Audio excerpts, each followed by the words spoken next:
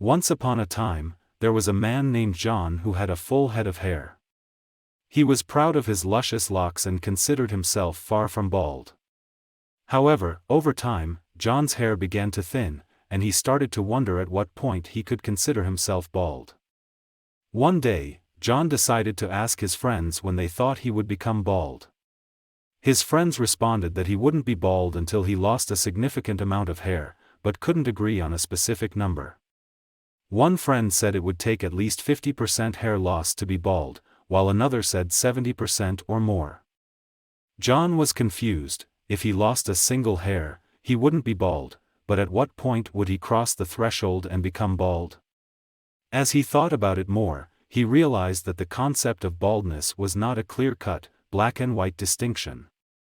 Instead, it was a matter of degree and subjective interpretation.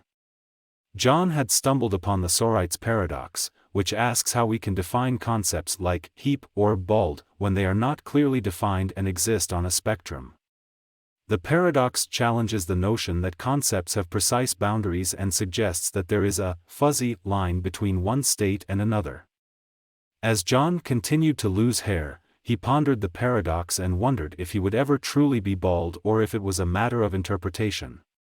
His hair loss became a philosophical inquiry, and he realized that the Sorites Paradox extended far beyond just hair loss. It could be applied to any concept that lacks a clear boundary, which was both fascinating and frustrating. In the end, John realized that the Sorites Paradox was a reminder that language and concepts are not always clear-cut and that we must be mindful of the limitations of our definitions. He may never know when he becomes truly bald, but he had learned to appreciate the complexity and nuance of language and thought.